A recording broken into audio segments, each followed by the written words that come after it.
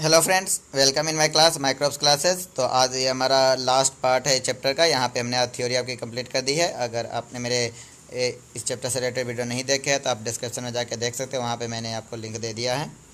तो आज का हमारा लर्निंग ऑब्जेक्टिव क्या है? Effect of oxidation and reduction in everyday life. हम जो है रेडॉक्स रिएक्शन को यहाँ पे देखेंगे कि हमारे लाइफ में, एवरीडे लाइफ में कहाँ कहाँ होता है। इससे रिलेटेड आपके सिलेबस में दो है, कोरिजन और रेंसिडिटी। तो हम उन दोनों की स्टडी करेंगे आने वाले नेक्स्ट कुछ स्लाइड्स पे। तो थोड़ा हम रिवाइज करते हैं। प्रीवियस लेक्चर में मैंने डिस्कस की थी रेडॉक्स रिएक्शन। मतलब रेडॉक्स रिएक्शन किसे बोल रहे थे? जब समल्टेनियस ऑक्सीडेशन और रिडक्शन रिएक्शन हो तो उसे हम रेडॉक्स रिएक्शन कहते हैं। ये हमने स्टडी की थी। ऑक्सीडेशन रिएक्शन किसे कह रहे थे?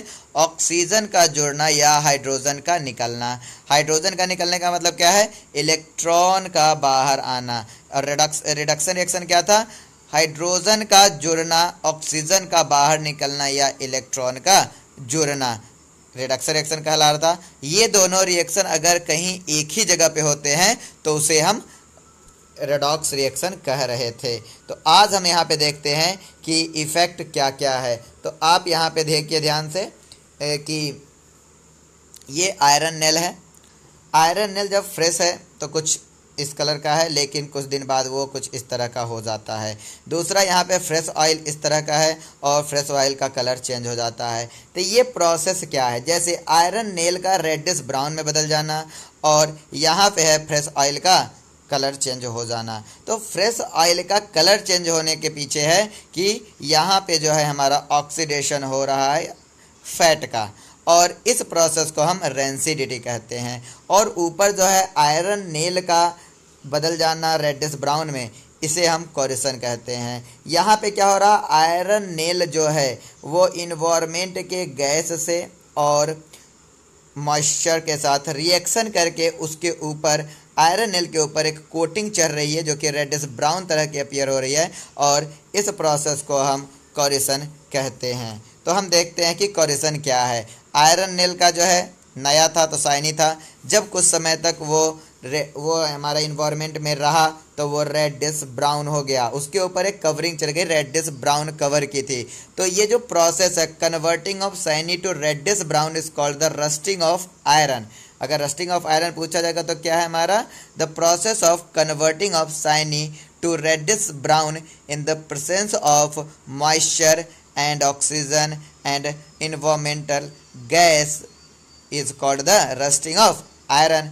ये जो कलर रिएक्शन हुआ किसके कारण हुआ था? मॉइस्चर के कारण, एसिड के कारण, जो कि हमारा उसके चारों तरफ सराउंडिंग में था। और इस तरह का रिएक्शन होना कोरिजन कहलाता है। और जिस सबस्टेंस में जो एसिड इस कोरिजन को लीड करता है उसे हम कोरेसिव बोलते हैं।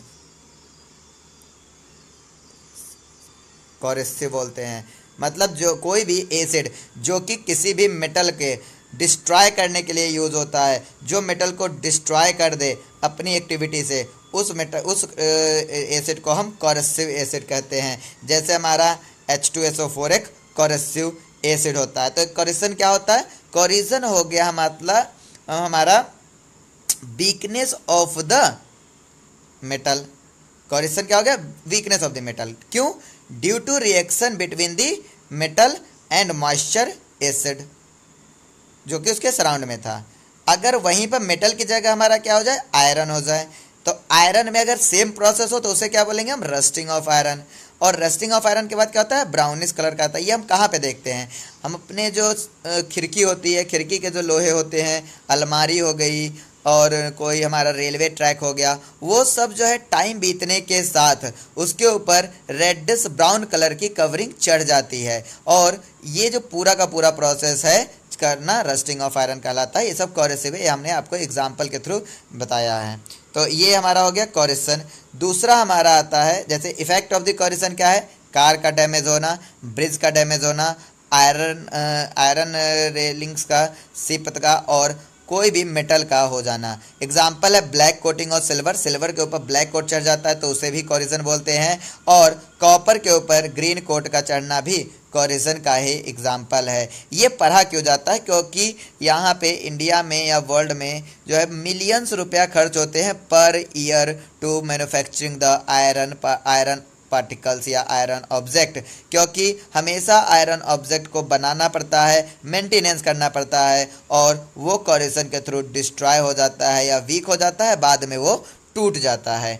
अगला जो है एग्जाम्पल हमारा रेंसिडिटी का है। क्या होता है, अगर हम चिप्स जो खरीदते हैं, अगर उसको पैकेट को खुला छोड़ दे तो कुछ समय बाद उसमें गंध आने लगता है। या कोई भी ऐसा सब्सटेंस जो कि हमारा फैट, जिसमें फैट और ऑयल हो, क्या हो, फैट और ऑयल हो, वो सब्सटेंस अगर हम इन्वायरमेंट में खुला छोड़ देते हैं तो इसका फैट और ऑयल जो है इन्वायरमेंट से ऑक्सीजन ऐड करके क्या करता है, ऑक्सीडाइज्ड हो जाता है और इससे क्या होता है, इसके फैट स्पाइल हो जाती है या ख़राब हो जाती है, दुर्गंध आने लगती है, गंध देने लगती है। और इस प्रोसेस का, जैसे फैट या ऑयल का ऑक्सीडाइज्ड हो जाना हमारा रेंसिडिटी कहलाता है। और ऑक्सीडाइज होने के बाद जो पदार्थ बनता है उसे हम रेंसिड कहते हैं। तो क्या है, when fat and oil are oxidised they become rancid. Rancid मतलब क्या हो गया, टेस्ट और स्मेल जो होती है खराब हो जाती है, चेंज हो जाती है।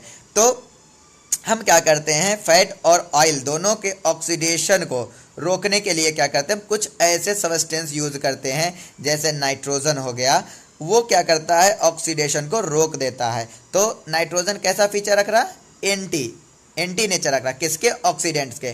तो चूंकि एंटीऑक्सीडेंट कैरेक्टर का होता है, इसलिए इसे हम एंटीऑक्सीडेंट कहते हैं। तो usually substance which prevent the oxidation is called the antioxidant.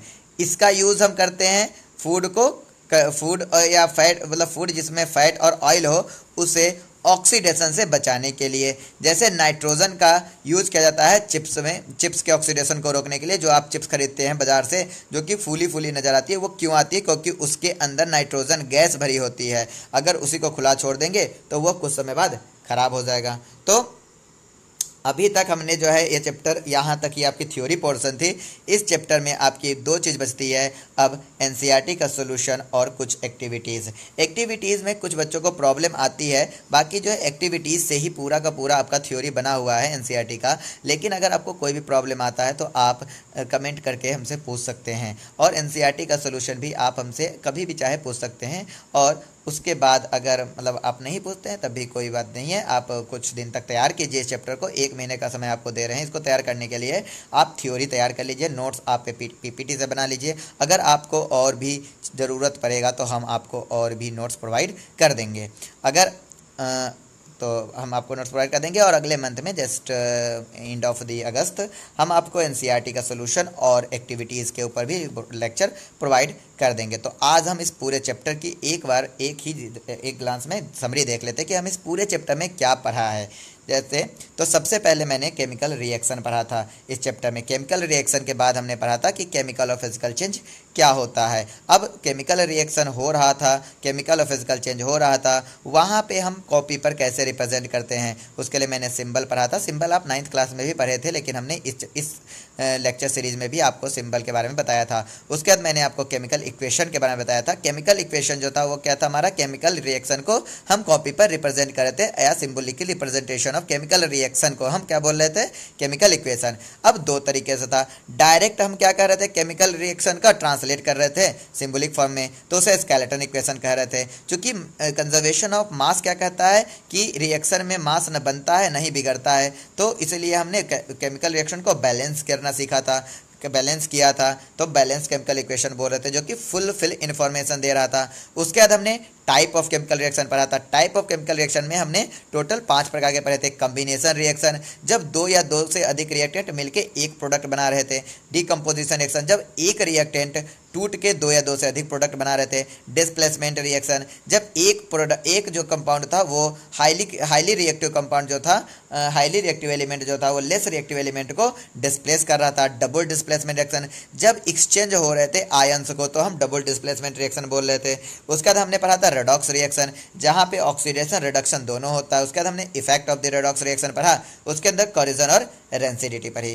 तो इतनी जो है आपकी थ्योरी पोर्शन इस चैप्टर की थी, जो कि 10th लेवल की थी, और यहाँ पे मैंने पूरी थ्योरी पोर्शन एनसीईआरटी से कंप्लीट कर दी है। अगर आप नए हैं तो हमारे लेक्चर जाके ज़रूर देखिए। अगर आप साइंस की दुनिया में आ रहे हैं, साइंस के वर्ड में अपना करियर बना रहे हैं, तो भी हमारे चैनल को आप सब्सक्राइब कर लीजिए, जिससे आपको बहुत फ़ायदा हो सकता है आने वाले समय में। हम आपको 9th 10th के साइंस के लेक्चर और 11th 12th के बायो के लेक्चर प्रोवाइड कर रहे हैं।